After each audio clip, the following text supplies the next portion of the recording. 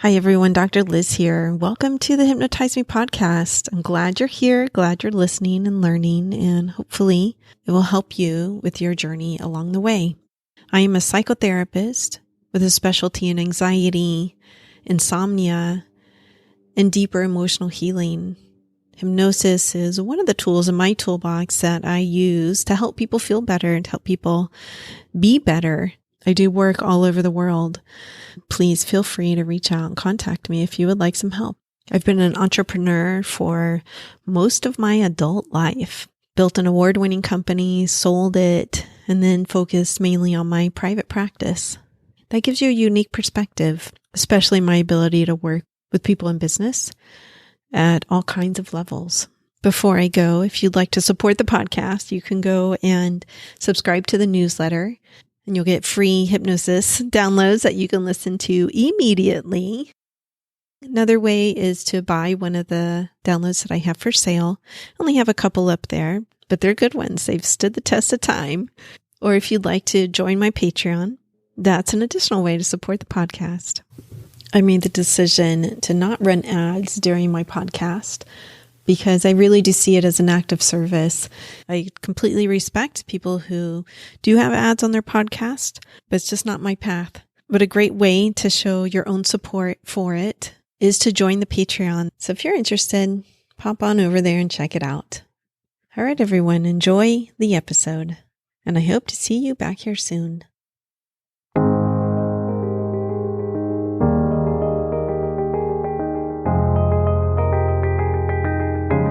Hey everyone, Dr. Liz here. I think you're going to love this interview. Gina really is a change expert, and we end up talking about all kinds of change in this interview, personal, financial, work-related.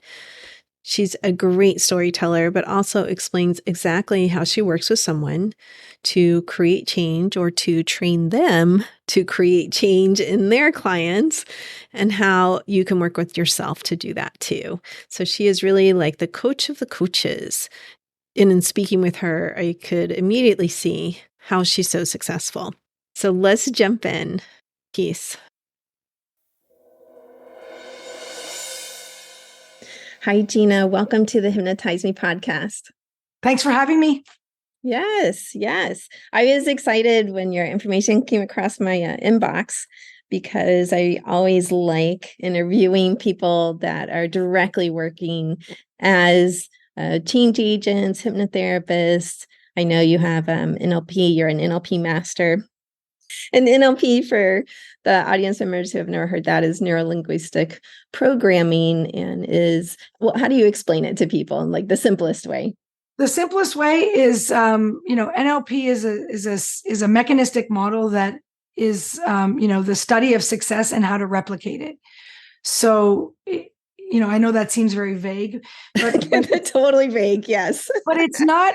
Like the thing is people have it of all these things that it's not. It's really just a series of models or processes, if you will, or step-by-step instructions on how to achieve the same results others have achieved, but faster and with less effort, because it's been recorded and put in sequence for you.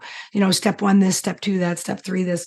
So, but NLP is really the collection of that, because when Bandler and Grinder created the field, if you will, in the 70s, all they did was take, what people have been doing for hundreds or thousands of years, which is trying to replicate other people's success. Mm-hmm. And then they turned it into a series of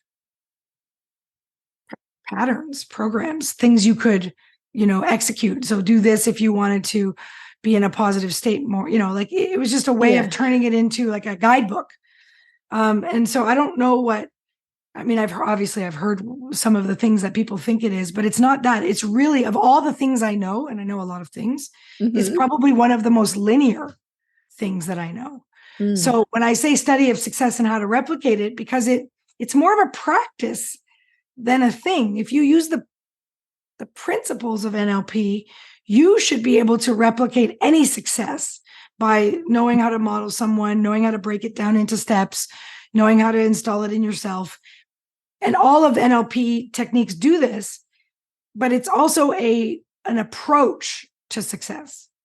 versus a thing. It's not like NLP. Like people will say, "Well, do NLP." It's like, well, which For part? what? Like, Yes. yeah, Like, what do you want to do? Well, what do you what mean? is your most common request in terms of someone wanting to use that process for? Well, so I do things a little bit differently, I suppose, than other people, because we center everything around breaking through, right? Mm-hmm. So we, there you are in your life, and there's this next level on the horizon, and who we serve are people who are trying to break through that barrier faster and with less effort than the natural course of events would occur, right? So I always tell prospective clients or students, you don't need me, you don't need us. Mm-hmm. You're going to get there. It's a natural evolution.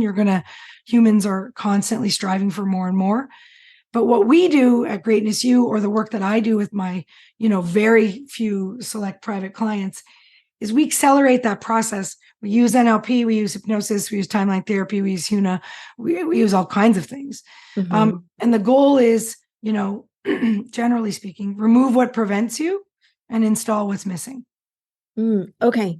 So I know your company does training and team building. So you're working with other companies as well to do this. You're working with individuals wanting to be trainers or coaches. Tell me a little bit more about that. And then if you think about the generalized world of people, our most saturated market is in business because they're rewarded based on performance. Mm-hmm.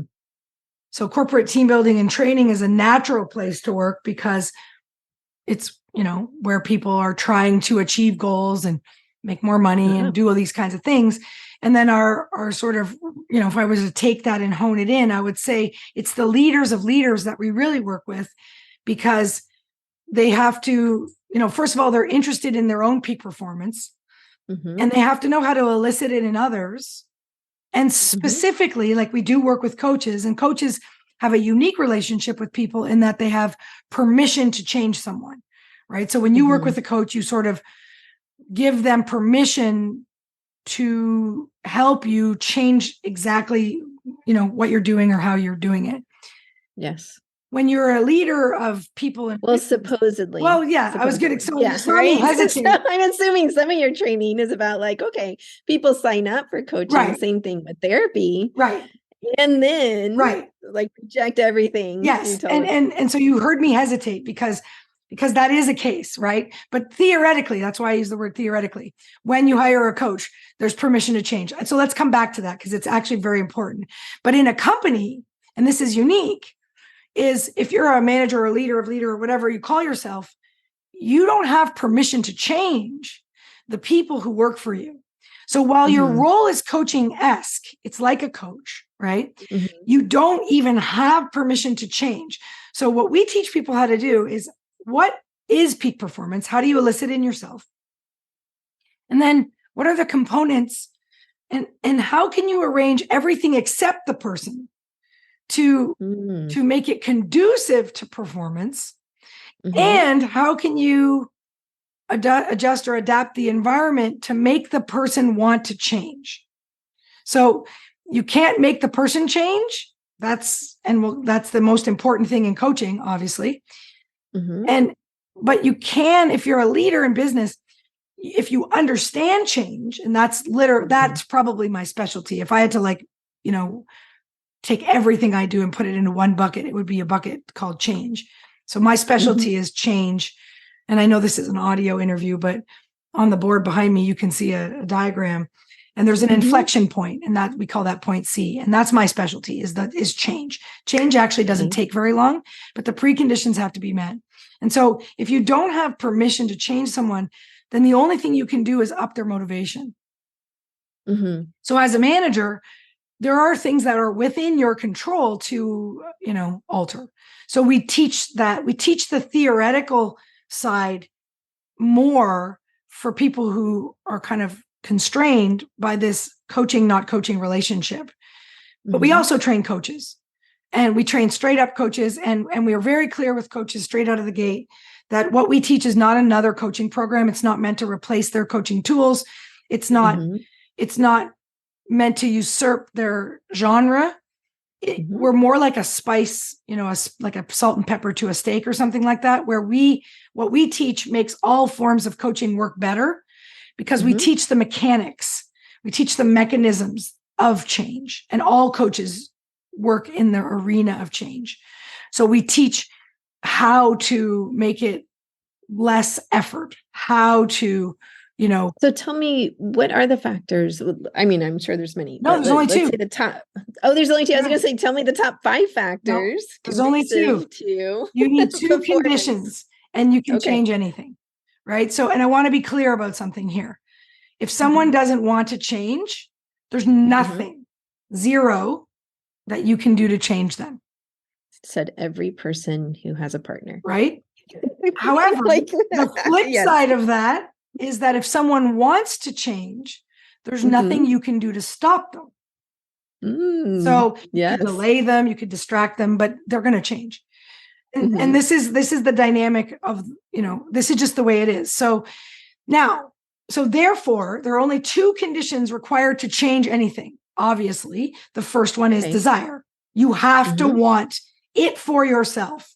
So it can't be something you come to, and say, oh, my wife wants this, or my husband wants this, or my partner wants this, or my boss wants this, or my mom wants this, or my friend wants this. It has to be something you want. Okay.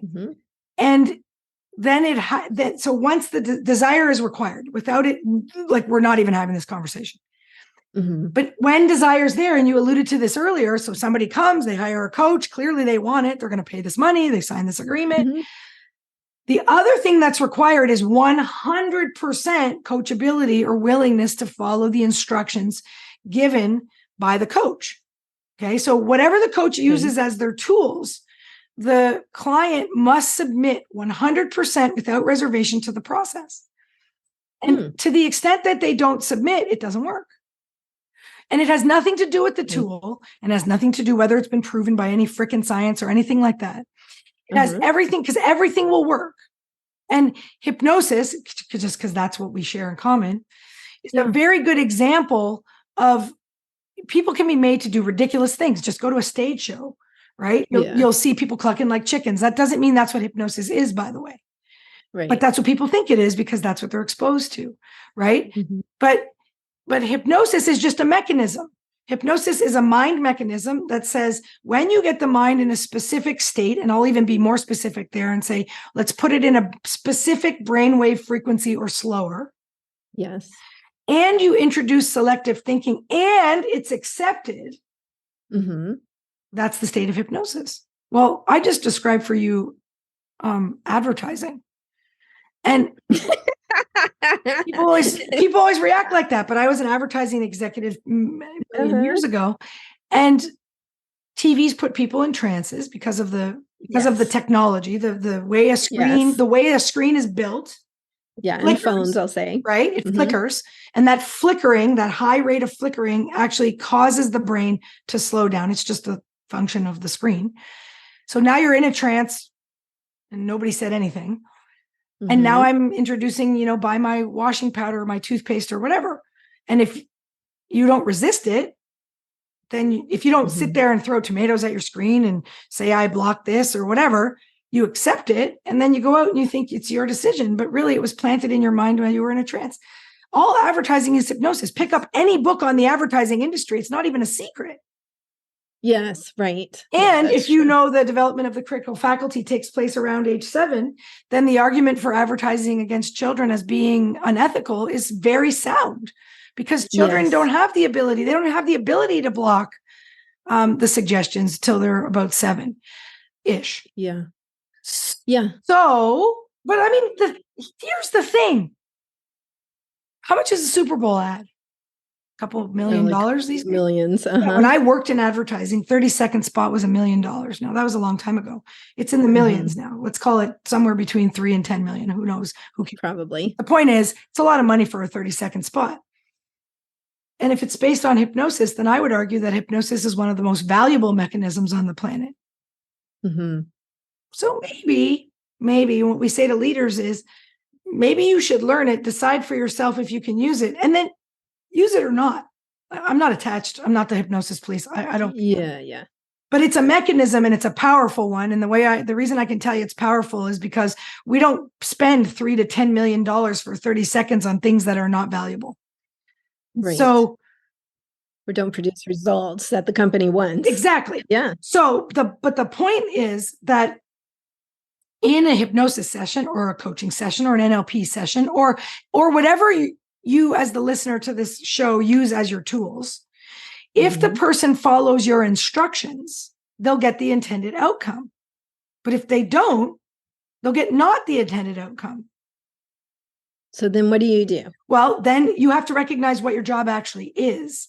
So your job is to first make sure they want it. So, right, I take about a dozen private clients in a year, and I turn away more people than I take. And I only use these two criteria.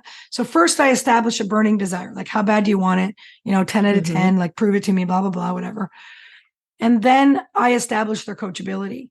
And I do a series of mini and macro tests to see how coachable they are. If they'll, if I say, go to this website and read the whole page, do they do it? Because if they don't do it in the first email, why are they going to do something that's infinitely harder? Right. It's so interesting. Like I followed the coaching world for quite a while and like over 10 years or so. And this is the first time I've heard of someone assessing coachability. And if you don't have coachability, I guarantee you 100%, it will either be the worst experience of your coaching life or you will fail. And then you'll blame the tools or worse, yourself. And then here's the big problem. You won't be able to make the impact that you can make because of beliefs that are false. And so this is the real cost, because people who go into coaching, they genuinely want to make a difference. So when I'm coaching coaches, and I did a webinar for coaches, and it was like 3 tips, and this was 2 of them. So desire, burning, got to be burning. And so if someone comes to me and they're like lukewarm, I'm like, yeah, I'm not for you. Trust me. Just go find somebody who wants to listen to you complain. And then the second thing is coachability. And there's a famous hypnosis story, actually. So Milton Erickson, as you know, probably one of the greatest ever.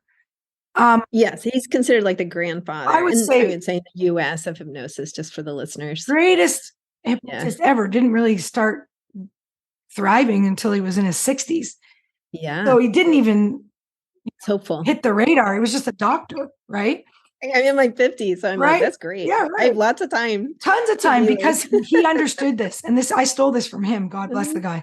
So Erickson has this famous story where he would sort of ascertain a client, pre-client meeting, like they'd have their intro, whatever, your free 30 minutes or whatever you do. And they would, sort of determine they had the desire and, it seemed like a decent fit. And then he would give them a task. And he would say, okay, before I can see you, I need you to go climb Squaw Peak, because he lived in Arizona. So it's got a new name now, but a mountain near his home. I need you to go climb this mountain. And then after you climb the mountain, then we'll book the appointment. And so one day I was giving a keynote speech in Phoenix or somewhere near there. And I was like, oh, I'm going to go climb Erickson's Magic Mountain, right? Like, because I want to see what the fuss is about. Maybe there's all these, energetic vortices or some whatever. So I climbed this mountain, and there were like hundreds of people also, because it was like the outdoor stairmaster of the, Scottsdale area. It was just exercise. I'm hoping it was winter. No, it was hilarious because I thought I was going to be all alone on this, solo journey. And there were hundreds of people, just working out. So that was my first clue that there was something going on. So I did the hike, and it's kind of hard. You go straight up and straight down, and, I'd stop and take pictures and try to be present, do all this shit you're supposed to do. And I just couldn't, and I'm not particularly kinesthetic sort of begin with. So kind of disappointed in my spiritual experience. So I came all the way down, went to my gig. And so I was sitting with, so I learned all my hypnosis from Tad James. And so I was sitting with Tad after that. And Tad's a master of hypnosis. And it's too bad, like Tad died last year. But he really was one of the greats. And Erickson was one of his idols. And I was like, so I did Erickson's Magic Mountain and nothing happened. And he was like, what are you talking about? I'm like, I didn't feel anything. Like, what the hell was supposed to happen? one master trainer to another. I was like, what was supposed to happen? He started laughing just like you did. And I was like, what? And he's like, you're a loser. I'm like, why? He's like, nothing was supposed to happen. What the hell did you think was going to happen? It's simply a test. It was a test of coachability. Yes. Because Erickson knew if they would climb the mountain without question or resistance, when he would do his hypnosis, they would just follow his instructions, which was all that was required for him to achieve success. And Erickson, as you know, permissive inductions are the most difficult because they require the practitioner to make sure the client achieves the phenomena, but in a way that appears to be permissive. Now it appears to be permissive, but I use this because it's actually not. You don't proceed in Ericksonian hypnosis until you have compliance, but it's harder to get compliance. Like obviously if you're doing a more Esther Brooks, military style, when you're like, close your eyes and you're like coming at them in a very authoritative way, it's easier to get compliance because I'm just right. It's funny that you say that because that's totally not my style, right, and so it's not easy. I would not anticipate that I would get compliance that way. It all. It has to match. We teach it all, right? So we do it, but we do it the opposite way in our school. So at Greatness U, obviously, we have all these sort of corporate, very practical applications, but we also teach what I'll call classical NLP hypnosis, timeline therapy in a coaching sort of bundle. And in level 1, practitioner level, we actually teach Ericksonian hypnosis. And everybody thinks we're crazy, but this was Tad's genius way back when, because if the only hypnosis you've ever learned coming out of the gate is Ericksonian, everything after that is piece of cake. And we require in our classroom the practitioner to succeed. So we do the hand touch to the face, and we just keep, like, we are standing over them, all the coaching assistants or whoever, is in the training, supporting the practical aspect of the training until we see the client comply in the classroom. The exercise keeps going. And so sometimes the exercise can take quite a long time because you get this resistance that surfaces in clients for whatever reason. And I'm not interested in the reason, because human beings are constructed for adaptability. And so however they're doing it has worked for them in the past. And you have to respect that. But you also have to respect is it's no longer appropriate for the current conditions. And so I respect the fact that they are running an old program from a previously well-adapted behavior. Yes. But I also appreciate the fact that they're trying to achieve something they've never achieved before, and the program is no longer appropriate. So it needs to be dismantled and replaced. And so the only way you're going to do that is to hold space, if you will, where you are not accepting the current program and requiring the new one. Well, that's not easy. And so that's why desire is critical, because the desire is what propels them through the resistance. And then the coach's job is to hold them accountable to the coaching tools or whatever tools you're using. So it could be hypnosis, it could be NLP, it could be timeline therapy, it could be whatever you're trained in. It doesn't matter. It could be I'm just whatever tactic, cognitive behavioral therapy, whatever, CBT, whatever. It doesn't matter. The tool is irrelevant. People, well, what are you saying? Every tool works? Yes, in theory, every tool would work. Yeah, I had a mentor she actually trained me in regression type of hypnosis, where regression, for people who are not so familiar with hypnosis, where you're going back in time and you are looking at old beliefs, looking at old programming, and then working to change them and instill better beliefs for the current present time. Right. But she said to me at one point, she's like, a really good cognitive behavioral therapist, CBT therapist, can get there. It just takes them longer. Like, this is an easier way to do it for people. It's shorter. It's faster. That's the whole point. You don't need, like, your listeners don't need you or me. They don't need us. Believe it or not, the world was working without us, and it'll continue working without us.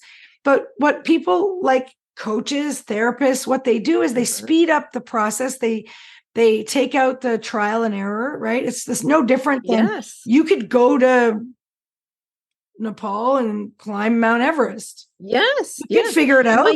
Right before this interview, I had someone coming to my house to do an estimate or something.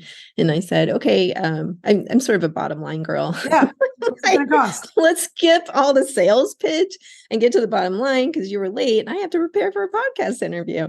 And he's like, oh, what's it on? I said, hypnosis. He's like, oh, I went to hypnosis to stop smoking, but it didn't work. And I was like, well, too bad you don't trade. He works for a company because they said, because I have like a 95% success rate with that. You know? It should be 100. He's like, well, yeah, it should be 100. No, I agree. I'll tell you right now, when somebody comes to me and they do the smoking bullshit, because smoking is one of those things where it's the lack of desire and the willingness. So they'll come to me and I'll go, how bad do you want to quit? They're like, oh, 7, because they like it.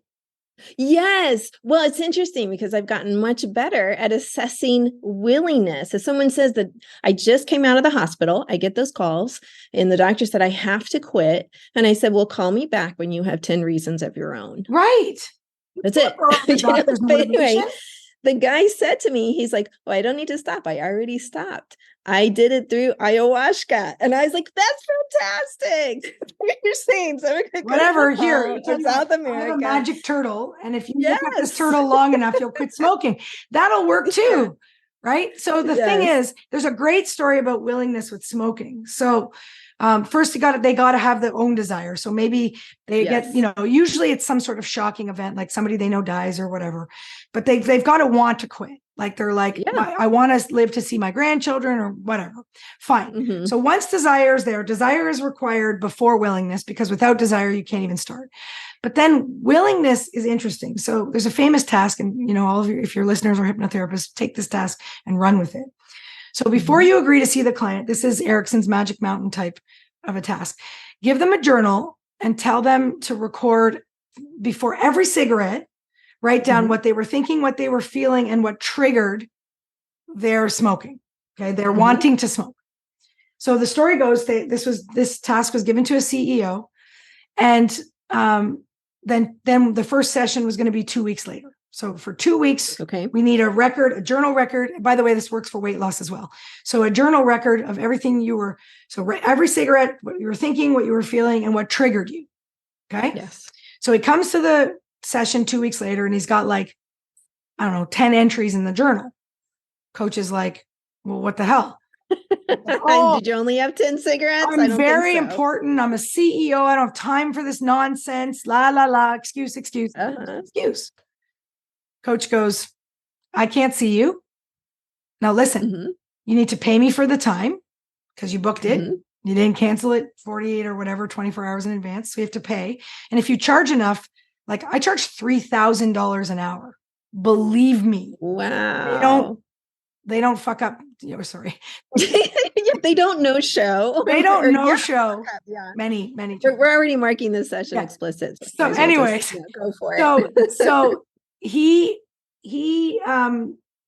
doesn't do the thing. The coach says, I can't see you. Put the money on the table, whatever the coach was charging at the time. Yeah. The guy's incensed. He's like, I can't see you. He's like, come on, no, I want this. I really want this. He's like, well, you're not really demonstrating the behavior of someone who really wants it. No, I do. Okay, I'll give you one more chance.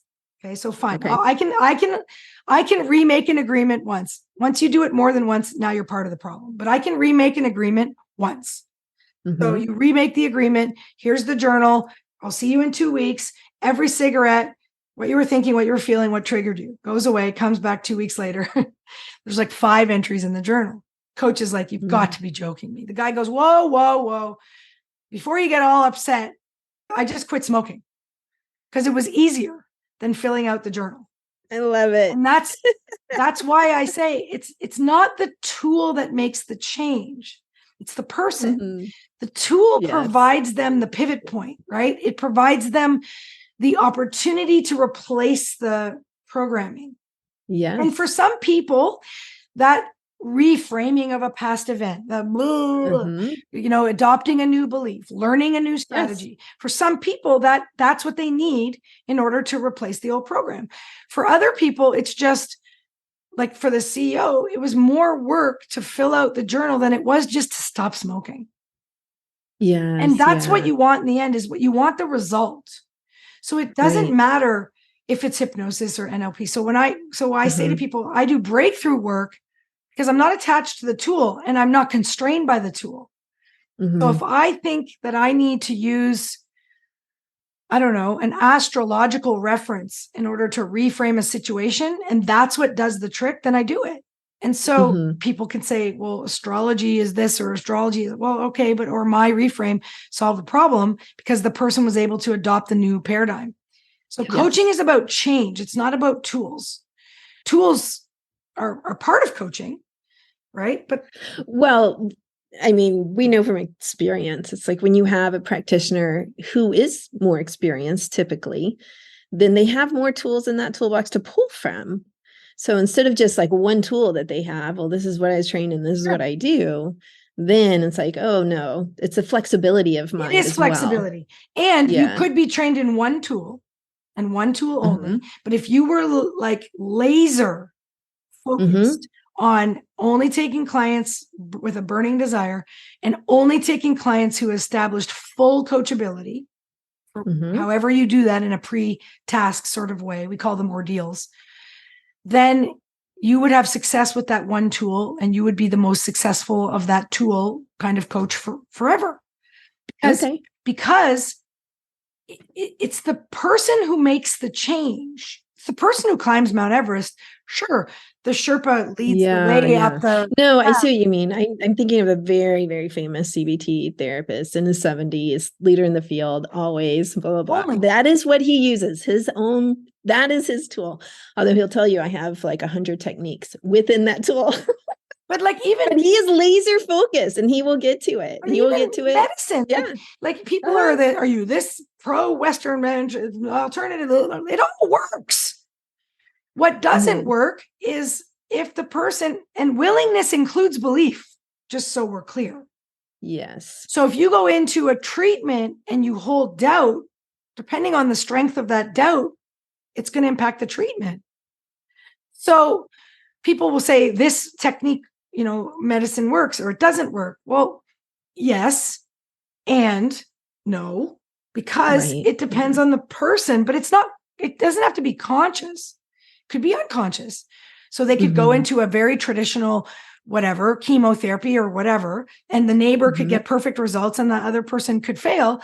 And the reason is not to do with the technique itself, but rather the belief. Likewise, one could go into, I don't know, a natural medicine technique or ayahuasca or whatever, and it could work perfectly. And the next person can go and it doesn't work because there's an element of doubt. But how many doctors or naturopaths or chiropractors or whatever are trained in change? Yeah, they don't understand change. And, people will say, oh, it's, they do this. They swipe their hand and they go, oh, it's just the placebo effect. I'm like, just. I know my kids and I talk about the placebo effect all the time. Like, let's hope for the placebo effect. Give me a sugar pill every time. Right? Yeah. There's a book called Love, Medicine, and Miracles by Bernie Siegel. He's an MD. Yeah, I read him when I was 18. Amazing book. Yeah. There's a story. I'm going to just make this up, but it's somewhere because I don't have it. It's downstairs. But there's a story somewhere around chapter, I don't know, 4 or 5-ish. The first story out of the gate in the chapter is about Mr. Wright and his plight with his disease. And the story is a very, very illustrative metaphor about the power of belief and placebo. And the story's in there as a metaphor to just illustrate that it has more to do with so as the practitioner, one of the things we impress upon our practitioners is they must hold the belief that what they're doing is possible. Yes. So if they don't, I get 100% results, my results are guaranteed. But I can promise you will not walk through my door unless I have already seen you make the change, right? I've already seen the change made through desire and willingness. Then all I do is, move my hands around and move my words around and you come out the other side. Well, I say it explicitly sometimes. I say when it's appropriate, of course, I know you don't believe that for yourself right now, but I'm going to hold the possibility for you. And what I tell my clients, and that's part of becoming a coach, If you don't believe it, send it to me. I hold no prejudice. I believe literally anything is possible. People always say stupid things to me like, oh, you think turtles can fly, right? Or something stupid. But the thing is, they could. That doesn't mean they can, right? So quantum physics, all realities are possible. Yes. Not all realities are probable. Correct. That's quantum physics. And so, is it possible that we could figure out how to fly? Well, sure, it's possible. But have we? Well, no. And just so we're clear, absence of evidence is not evidence of absence. Just because we haven't done it doesn't mean we can't. But it would require someone to want it bad enough and to be willing to, to test out a few things. Like the Wright brothers didn't fly on day one. And Roger Bannister didn't break the 4-minute mile the first time he tried. Right. So it is possible, but if you are the pioneer, you have to develop the model. So you've got to want it pretty badly, and you got to be willing to fall down. And, for people to fly, falling down's a bit costly. So, what do you tell people who show up, who want to be willing? They really do. Or let's say, it's the coach's job to task the willingness. It's a learned behavior. So what do you mean? So if somebody comes to you, they really want it, then you have to make sure they're coachable, and you have to call them on every single foul. So, so go to my website and read this. Did you go to my website? No, foul. We stop here. Let me know when you've done what I asked you to do. Okay. Okay. And so for me, if they fail the ordeals, I don't take the client. But what about someone who's a manager? You're saying like someone who's a manager. So someone who's a manager doesn't have position. So then your job is to manage accountability. The deadline was Friday. If there's no penalty, if there's no reward, and you have to know the difference too. See, this is the thing. In a perfect peak performance world, towards what you want, focused on what you want is a superior mental state. Okay. However, as a manager, you might have an employee who's completely focused on what they don't want by moving away from it. Right? They're very stick motivated instead of carrot motivated. Okay. So people are stick motivated or carrot motivated. Now, carrot motivated is a peak performing state. That being said, your employee didn't ask to be a peak performer. They just got out of bed on Monday and went to work. So they don't want to be a peak performer. They're just in their job. And if they're stick motivated, then your job as the manager is to, one, know that. So read the person, know they're stick motivated, and then B, use the damn stick. So if you know that Bob is stick motivated, then you say, Bob, the results have to be in by Friday or else blank. Yeah. And it could be you don't get your bonus, or it could be like it has to be stick motivated. If you speak their language, which is stick motivated, they'll respond. Now, people are like, oh my God, it's so negative. Okay, theoretically, it is. But we're not talking, about an optimal world. We're talking about a real world. Well, yes, but it's not negative if you're really speaking to what motivates that person. Right. There's nothing negative about that. That's just facts. Right. Now, if the person is unhappy with that and unhappy with the fact that they keep attracting in their life all the stuff they don't want, then you have an opening because now you have desire. But see, until you have desire, you have no opening. So you have to work with what you have. And that's the difference. Yeah, my husband's work, they started this. He works for like a waste management company, and there's, different parts and different teams and all this stuff.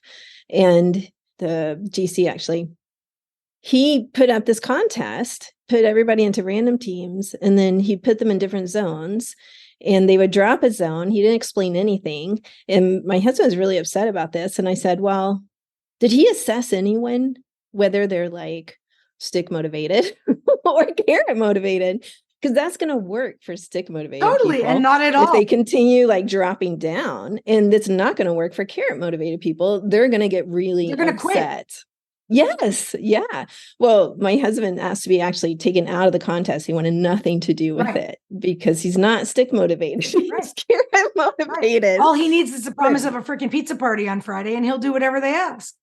it was interesting. He had a sort of convoluted model because he's like, oh, the best team wins these prizes. But then it was all stick. It was so weird, so weird. But he's like, I don't want the prize. Right. Like, just take me out completely. Right. The whole thing is awful, you know? Carrot motivated is reward for every step, no penalty. Yeah. Now, again, carrot motivation doesn't work at all for stick people. And the truth is that most people are by default kind of stick motivated, because if you're not in charge of your focus, the world is constructed as a stick. So the media, the mainstream, it's all geared towards focusing on what you don't want, because that's a form of keeping people powerless, which is useful when you're trying to manage billions of people. Not that there's some sort of evil plot, but just it's a very, if people just don't step out of line, then they're easier to manage, right? So they're easier to feed, they're easier to clothe, et cetera. So the world is constructed that way because most people by default, because they don't think about it, they think they're positive, they'll use positive words, but their focus is completely away from. And so I use the words towards and away from instead of positive or negative, because you can be focused towards what you want, and you can be focused away from what you don't want. And in both instances, your body will move in the direction of your goal.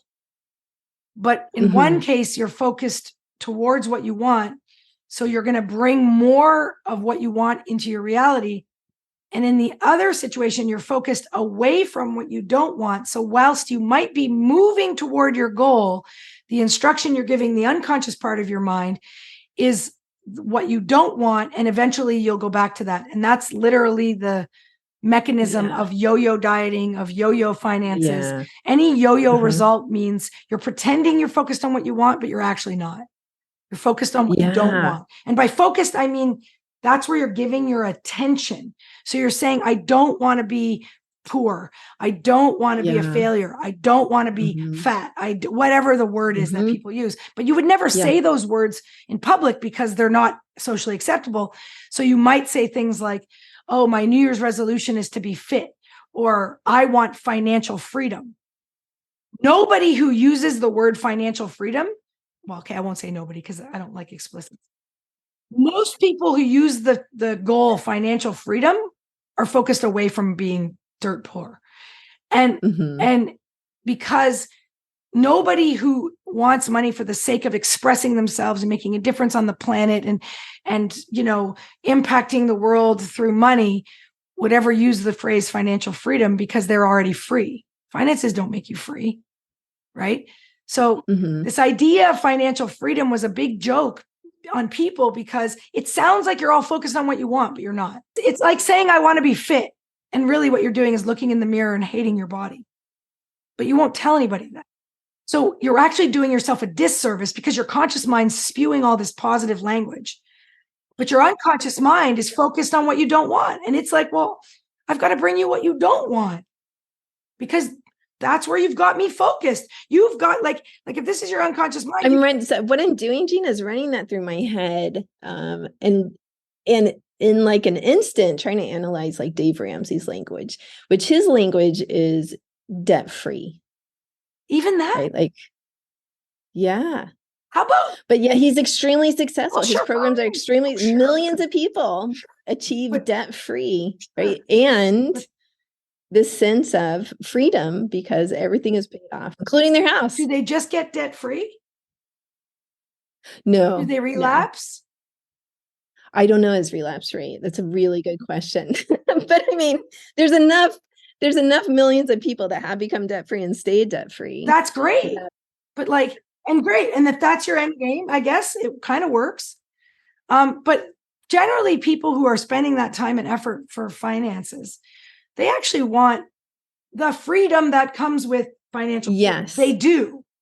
And the focus has got to be on the possibility, right? Not away from the prospect. Well, yeah. I mean, I think his big carrot actually is that once you do achieve that, you can give freely, you can give back to people. And that's the best feeling in the world. There is the secret in this guy's method. I'm going to tell you, if we pick it apart, and that's why it works for some people, because they focus on what they can give. Yes. not what they get to have or whatever. Because we're really like, it's nice to have a whatever fancy boat or something. It's sort of empty. So, and don't get me clear, I'm a big fan of money. Buy whatever you want. But what really motivates people to change their patterns is a notion of participating in life, giving, contributing, donating money to charity. This is why most religions have some form of tithing as part of their practice, because then it's not about the personal ego, it's about the greater collective. Right. And if you just focus on your debt, you're just going to bring more debt to the equation. That's why weight loss doesn't work, because they focus, even the language we use in weight loss, I lost weight. Well, what do you do when you lose your keys? You seek them out. So no, right? So again, it's all about what we don't want. We don't want obesity. We don't want blah, blah, blah, blah, blah. No. How about we want health and fitness and vitality and well-being? And are you willing to do all those things? Right. Right. Anyone good working with weight loss, including myself, is focused on, let's reframe this. Of course. Like what is the real goal here? Right. Is it health? Is it fitting into wonderful clothes that you like? Is it shopping in a way that feels good? All these positive things. But then it's like, I don't know, would that work for the stick people? Well, probably not. So that's where NLP. So to go back to the conversation, NLP is this mechanism that works in our modern time. So you can change someone's strategy from stick to carrot. It's just a strategy. And then they have to practice it until it becomes their norm. Right. Yes. So when you replace a pattern, it's not enough to just break the pattern, although that's important. You do have to break the pattern, but then you have to replace the pattern, and that's still not enough. You have to replace the pattern, and you have to do it until it's dominant. Well, how do you know it's dominant? Well, you're consistently getting the result that previously was a challenge. There is coaching, right? So we have this framework that we teach at Greatness U that teaches all of these sorts of complex concepts, but it also teaches the tools like NLP. So we have to have some tools, otherwise we can't talk. So we use NLP, hypnosis, timeline therapy.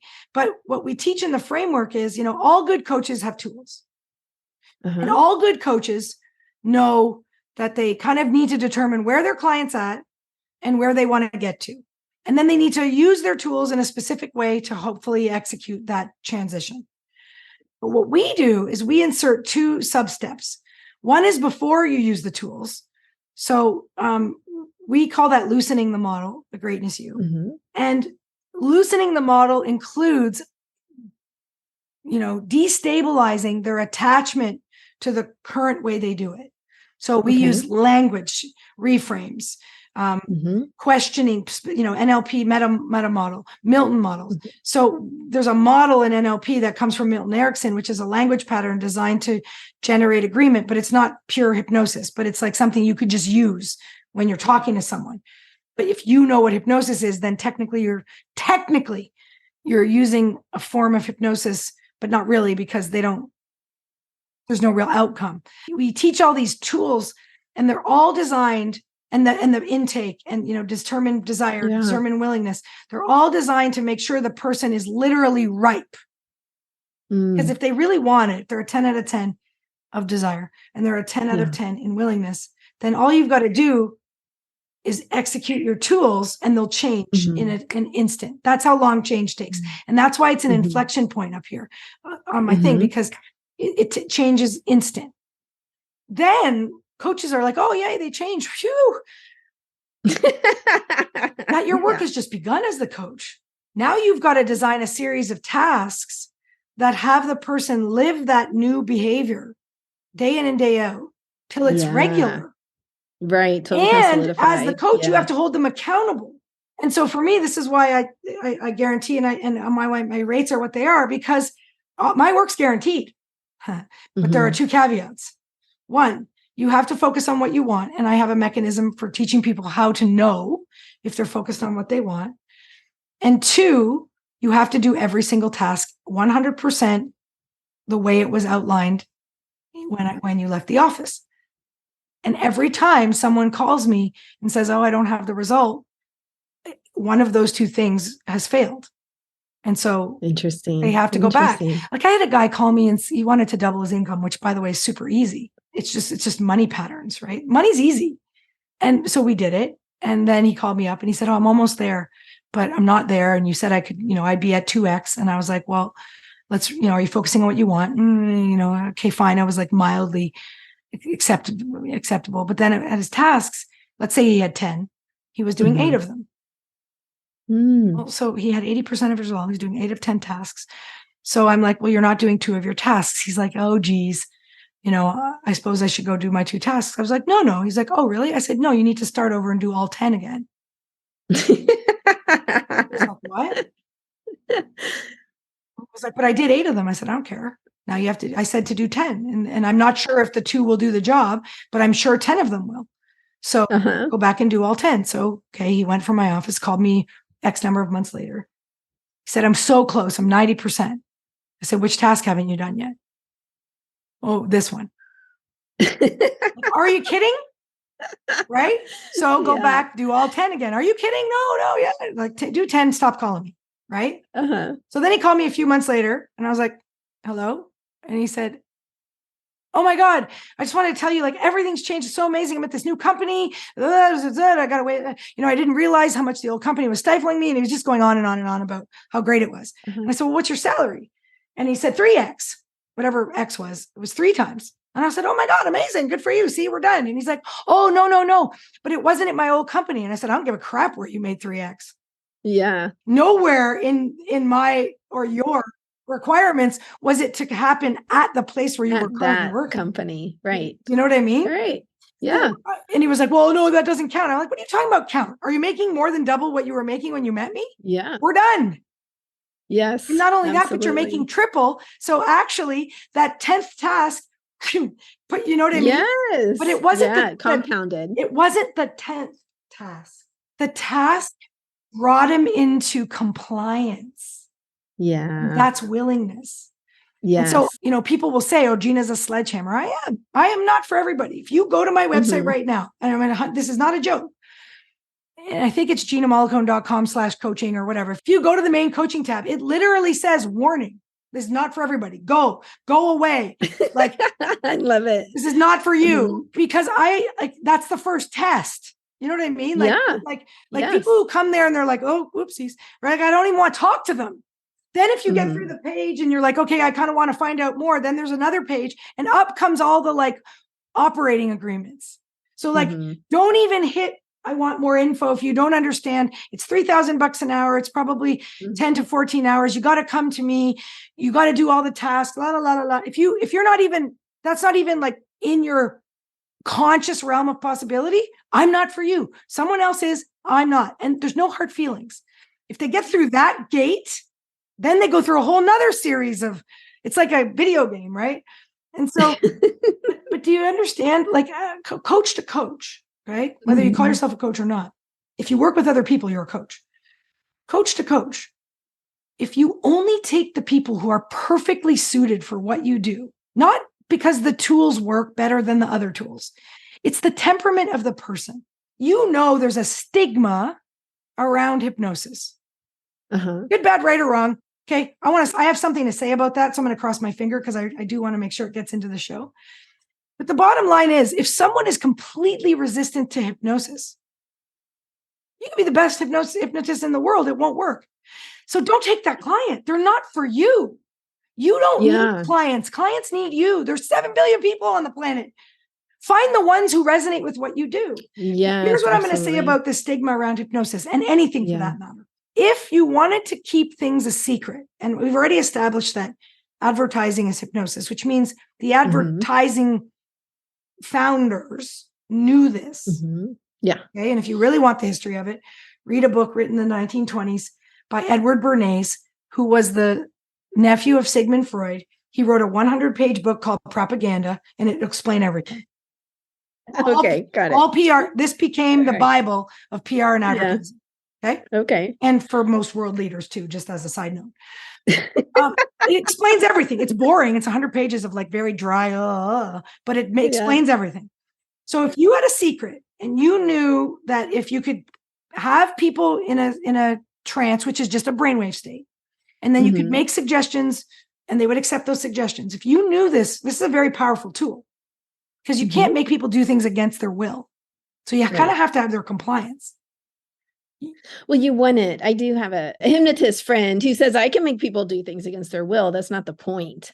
The point is I don't want to.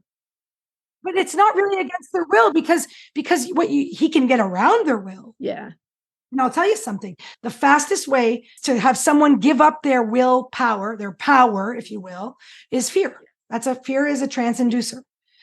I don't use hypnosis like that. So I use hypnosis at the end of a breakthrough because as you've seen, you can incept an idea into the level of mind that they'll permit you to go to. But if the problem exists below that level, i.e. it's an older program or more entrenched or whatever, then it's like planting a flower on top of a weed, right? The dominant weed will thrive. So we do breakthroughs. So what we teach is something called the breakthrough process. So we teach everybody this, like if you were to go through all our curriculum, you'd end up with the breakthrough process. I'm putting it all together in the breakthrough process. And in the breakthrough process, what we do is we remove all those patterns. We use NLP and timeline therapy to get rid of the patterns that are preventing change. Theoretically, the person could leave at that point, theoretically. And as long as they replaced those patterns with new patterns towards their goals, they'd get their goals. But then we use hypnosis to plant seeds in a pristine garden bed. And so that's why it's very effective, because there's nothing competing, because we've removed it all pre-breakthrough. And so it's a very effective form of hypnosis because you're not competing with the problem. The problem was removed using something else, right? Yeah. Some other form of more appropriate, like we took out a belief using a technique that works really well with beliefs or whatever. And so, again, it all comes down to compliance. Yeah. Like if I'm doing timeline therapy with someone, essentially what we're doing is rewriting time. My job is to make them do it. They don't have to believe me. Yeah. They just have to do the steps that I give them. If they do the steps, they'll get the result. Okay. So it's not faith-based. Now, faith works. I've seen it. Yeah. I've seen faith-based. For sure. I've seen all you need is like really at the end of the day. Yeah. We all hear about those miracles. We do. Right. Well, that's because at the end of the day, what we are doing is changing belief. But sometimes people need a little proof before they change belief. So it's sometimes the cart before the horse. But one of my students wrote a book called Belief is the New Black. Something really like catchy at the time. Yeah. Like, you know how whatever, like, catchy like that. And the whole thing was like, what I'm noticing is like, it's ultimately we change beliefs, even though aren't directly challenging beliefs. What we're doing is the person begins to believe, and I think this is what she was trying to say in her book, the person begins to believe in their causative power. Yes. Once you establish that, the person's unstoppable. Yeah, agreed. That's what the movie Limitless was about. Agreed. Well, I think that's a good place to stop because we are near the end of our time. And that's a wonderful place to stop there. I know we could talk forever. You have the power. That's the place to stop. At the end of the day, everybody that's where we're going. Yes. Right. So please tell people how to find you. I think you mentioned it before, but if they would like to check you out or check out your coaching programs, training, all that good stuff. I always I love that the normal answer is to send people to our website, but I've got a link tree that is always the most up to date with the things that we're giving, like a free webinar, free this, whatever. My socials all there. Yeah. So if you go to Linktree, right, I think it's linktr.ee, right, / Gina Mollicone, GinaMollicone, then that's going to have everything up to date. It's going to have the links to all my social, right? And just for those of you that are listening, my TikTok's on fire. And 2-minute video is my jam. Awesome. And I don't know why, but it just exploded. So that's probably the the coolest place to go. I love TikTok. I'll go there. Exactly. I'll But if find you you on just TikTok, want to go, Gina. yeah. But if like I had you at hello and you want to go straight to the classroom, go to greatnessu.com, Okay. greatnessletteru.com, and just start following the prompts. Right. Great. Because that's where we're training people. And I have a feeling that a lot of your audience are people who are sort of in the change arena. Yes.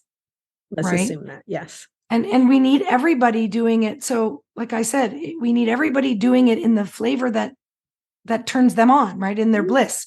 And if you're working in your field and I'm working in my field, and we understand that all we need are humans who have desire and willingness, it would be very rapid. Yes. Yeah, it is. It would It be is very rapid. rapid. Yeah. Yeah. All right. Well, thank you so much for being here. It was a inspiring and wonderful conversation. Thank you for having me. Let me do my thing and talk about what I love and, get out of the way, so to speak.